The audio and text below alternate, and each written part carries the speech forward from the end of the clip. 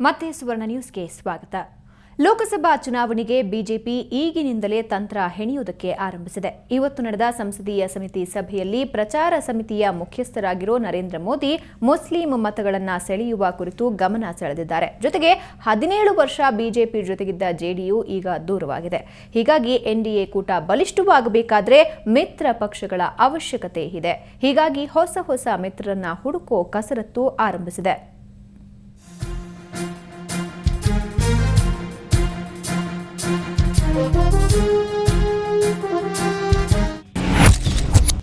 ಲೋಕಸಭಾ ಚುನಾವಣೆಗೆ ಬಿಜೆಪಿ ಮಂತ್ರ. ಮುಸ್ಲಿಂ ಮತ ಸೆಳೆಯಲು ಮೋದಿ ತಂತ್ರ. ಲೋಕಸಭಾ ಚುನಾವಣೆಗೆ ಬಿಜೆಪಿ ಮೆಲ್ಲಗೆ ತಾಲೀಮು ಆರಂಭಿಸಿದೆ. ಅವಧಿಗೂ ಮುನ್ನವೇ ಲೋಕಸಭೆ ಚುನಾವಣೆ ನಡೆಯುವ ಸಾಧ್ಯತೆ ಇದೆ. ಹೀಗಾಗಿ ರಣತಂತ್ರ ಹೆಣೆಯುತ್ತಿದೆ.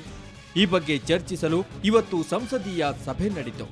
ಬಿಜೆಪಿ ರಾಷ್ಟ್ರಾಧ್ಯಕ್ಷ ರಾಜನಾಥ್ ಸಿಂಗ್ ಅಧ್ಯಕ್ಷತೆಯಲ್ಲಿ ನಡೆದ ಸಭೆಯಲ್ಲಿ ವಾಜಪೇಯಿ ಹೊರತುಪಡಿಸಿ 11 ಸಂಸದೀಯ ಸದಸ್ಯರು ಭಾಗವಹಿಸಿದರು.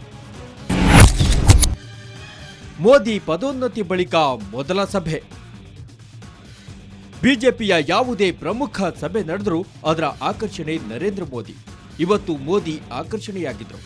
ಕಳೆದ ತಿಂಗಳು ಮೋದಿ ಬಿಜೆಪಿ ಚುನಾವಣಾ ಪ್ರಚಾರ ಸಮಿತಿ ಪಟ್ಟ ಅಲಂಕರಿಸಿದ್ರು. ಮೋದಿ ಪದೋನ್ನತಿ ಬಳಿಕ ನಡೆದ ಮೊದಲ ಸಂಸದೀಯ ಸಭೆ ಇದಾಗಿತ್ತು. ಇನ್ನು ಮೋದಿ ವಿರುದ್ಧ ಮುನಿಸಿಕೊಂಡಿದ್ದ ಹಿರಿಯ ನಾಯಕ ಅಡ್ವಾಣಿ ಕೂಡ ಇಂದಿನ ಸಭೆಯಲ್ಲಿ ಭಾಗವಹಿಸಿದ್ರು. ಮೋದಿ ಹಾಗೂ ಅಡ್ವಾಣಿ ಅಕ್ಕಪಕ್ಕ ಕುಳಿತೇ ಗಮನ ಸೆಳೆದರು.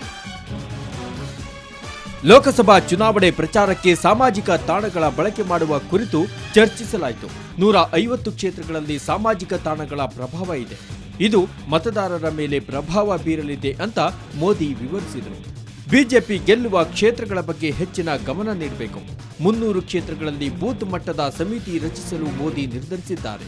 ಇನ್ನು ಉತ್ತರ ಪ್ರದೇಶದಲ್ಲಿ ಹೆಚ್ಚಿನ ಸ್ಥಾನ ಗೆಲ್ಲುವ ಬಗ್ಗೆ ತಂತ್ರ ಹೆಣೆಯಲಾಗಿದೆ. ರಾಷ್ಟ್ರೀಯ ಬಿಜೆಪಿ ಪ್ರಧಾನ ಕಾರ್ಯದರ್ಶಿಗಳು ನೇರವಾಗಿ ನರೇಂದ್ರ ಮೋದಿಗೆ ವರದಿ ಮಾಡಬೇಕು ಅನ್ನೋ ಅಜೆಂಡಾ ರೆಡಿಯಾಗಿದೆ. ಇನ್ನು ಬಿಜೆಪಿ ಮುಂದಿರೋ ದೊಡ್ಡ ಸವಾಲೆಂದ್ರೆ ಮಿತ್ರ ಪಕ್ಷಗಳ ಹುಡುಕಾಟ. 17 ವರ್ಷ ಬಿಜೆಪಿ ಜೊತೆಗಿದ್ದ ಜೆಡಿಯು ಈಗ ದೂರವಾಗಿದೆ. ಎನ್ಡಿಎ ಕೂಟ ಬಲಿಷ್ಠವಾಗಬೇಕಾದ್ರೆ ಮಿತ್ರ ಪಕ್ಷಗಳ ಅವಶ್ಯಕತೆ ಇದೆ.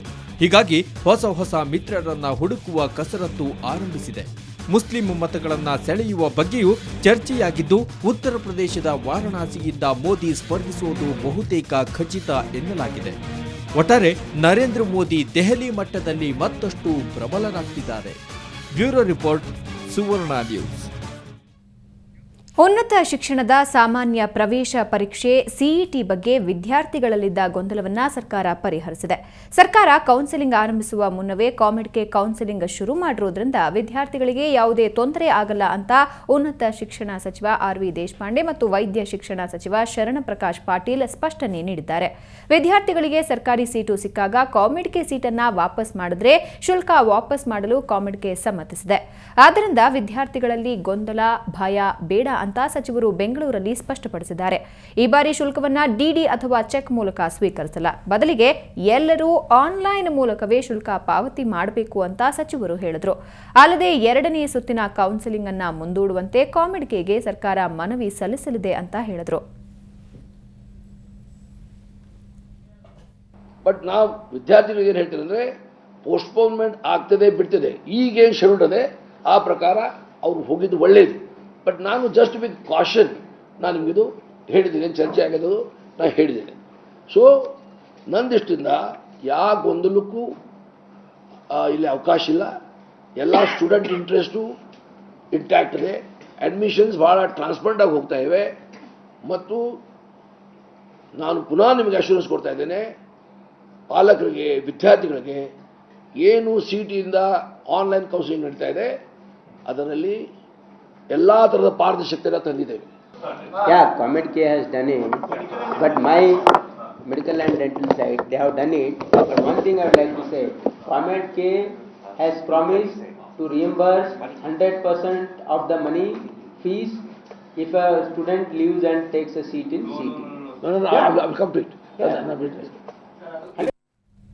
ಉಡುಪಿಯ ನಿಯೋಸಾಫ್ಟ್ ಪಬ್ಲಿಕೇಶನ್ ಮಾರ್ಕೆಟಿಂಗ್ ಆ್ಯಂಡ್ ಇನ್ವೆಸ್ಟ್ಮೆಂಟ್ ಸೆಂಟರ್ನಲ್ಲಿ ಸಮಾಜ ಸೇವೆ ಹೆಸರಲ್ಲಿ ಗೋಲ್ಮಾಲ್ ಮಾಡಿದೆ. ರಾಜ್ಯದ 22 ಜಿಲ್ಲೆ ಶಾಖೆ ತೆರೆದಿದ್ದ ಈ ಕಂಪನಿ ಸುಮಾರು 50,000 ಚಂದಾದಾರರು ಹಾಗೂ 3,000 ಸಿಬ್ಬಂದಿಗೆ ಮೋಸ ಮಾಡಿದೆ. ಕಂಪನಿಯಲ್ಲಿ ಉದ್ಯೋಗಾವಕಾಶ ಕೊಡ್ತೀವಿ ಅಂತ 20,000 ರೂಪಾಯಿ ಭದ್ರತಾ ಠೇವಣಿ ಪಡೆದಿತ್ತು. ಬಳಿಕ 6 ತಿಂಗಳ ಕಾಲ ಕೆಲಸ ಕೊಟ್ಟು ಸಿಬ್ಬಂದಿಗೆ ನಾಮ ಹಾಕಿದ್ದಾರೆ. ಲಕ್ಷಗಟ್ಟಲೆ ಹಣ ಸಂಗ್ರಹಿಸಿದ ಬಳಿಕ ಕಂಪನಿಯ ಎಂಡಿ ನಾಗರಾಜ್, ಸಿಇಒ ವಿಕಾಸ್ ಹಾಗೂ ಡಿಜಿಎಂ ಮಂಜುನಾಥ್ ನಾಯಕ್ ಪರಾರಿಯಾಗಿದ್ದಾರೆ. ಹಣ ಕೊಟ್ಟು ಕೈ ಸುಟ್ಟುಕೊಂಡ ಗ್ರಾಹಕರು ಹೋರಾಟಕ್ಕೆ ಇಳಿದಿದ್ದಾರೆ. ಅದು ಬಂದುಬಿಟ್ಟು ಚಿಕ್ಕಬಳ್ಳಾಪುರದಲ್ಲಿ ಫಸ್ಟು ಒಂದು ಮೆಂಬರ್ಶಿಪ್ ಹಣನ ಕಟ್ಟಿಸೋದು ಈ ಥರ ಎಲ್ಲ ಅದರ ಒಂದು ಕಾರ್ಯಕ್ರಮಗಳನ್ನ ಸ್ಟಾರ್ಟ್ ಮಾಡಿಬಿಟ್ಟು ಪ್ರಾರಂಭ ಮಾಡಿ ಹೆಲ್ತು, ಎಜುಕೇಷನ್, ಅಗ್ರಿಕಲ್ಚರ್ ಮತ್ತು ಸುಮಾರು ಹಲವಾರು ವಿಷಯಗಳಿಗೆ ಸಂಬಂಧಪಟ್ಟ ಹಾಗೆ ಒಂದು ಪಬ್ಲಿಕ್ ಸರ್ವಿಸ್ ಕೊಡ್ತೀವಿ ಅಂತ ಹೇಳ್ಬಿಟ್ಟು ಅವ್ರನ್ನ ನಂಬಿಸಿ 395 ರೂಪಾಯಿಗಳನ್ನ ಕಟ್ಸ್ಕೊಂಡು ಅವರಿಗೆ ಒಂದು ಇದು ಮಾಡ್ತೀವಿ, ಸರ್ವಿಸ್ ಕೊಡ್ತೀವಿ ಅಂತ ಹೇಳ್ಬಿಟ್ಟು ಹೇಳಿದರು. ಅದ್ರ ಜೊತೆಗೆ ಕೆಲಸ ಮಾಡಲಿಕ್ಕೆ ಕಮ್ಯುನಿಟಿಯಲ್ಲಿ ಕೆಲಸ ಮಾಡಲಿಕ್ಕೆ ಕಮ್ಯುನಿಟಿ ಡೆವಲಪ್ಮೆಂಟ್ ಆಫೀಸರ್ ಅಂತ ತಗೊಂಡ್ರು. ಸೊ ಅದಾದಮೇಲೆ ಅಲ್ಲಿ ಏನು ಮಾಡಿದ್ರು, ಅವ್ರ ಹತ್ರ ಒಂದು ಡೆಪಾಸಿಟ್ ಅಮೌಂಟ್ ಅಂತ ಹೇಳ್ಬಿಟ್ಟು 20,000, 10,000 ಕ್ರಮವಾಗಿ 795 ಅಂತ ಹೇಳ್ಬಿಟ್ಟು ಈ ಥರ ಅಮೌಂಟ್ನ ಕ್ರಮವಾಗಿ ಕಟ್ಸ್ಕೊಂಡ್ರು ಅವ್ರ ಹತ್ರ. ಸುಮಾರಷ್ಟು ಒಂದು 3 ತಿಂಗಳಾಯಿತು ಅವರು ಕಾಣೆಯಾಗಿದ್ದಾರೆ. ಸೊ ನಾವೇನು ಮಾಡಿದ್ವಿ, ಮಣಿಪಾಲ ಸ್ಟೇಷನಲ್ಲಿ ನಾವು 3 ತಿಂಗಳಿಂದಗಡೆ ನಾವೊಂದು FIRನ ಮಾಡಿದ್ದೀವಿ. ಯಾರು ನಾಗರಾಜ್, ಮ್ಯಾನೇಜಿಂಗ್ ಟ್ರಸ್ಟಿಗಳಾಗಿರ್ತಕ್ಕಂಥ ನಾಗರಾಜು ಮತ್ತು ಇವರು ಮಂಜುನಾಥ್ ನಾಯಕ್, ವಿಕಾಸ್ ಎಸ್ ಅಂತ ಹೇಳ್ಬಿಟ್ಟು. ಈಗ ಬ್ರೇಕ್ ನಂತರ ಸುವರ್ಣ ನ್ಯೂಸ್ ಮತ್ತೆ ಮುಂದುವರಿಯುತ್ತೆ.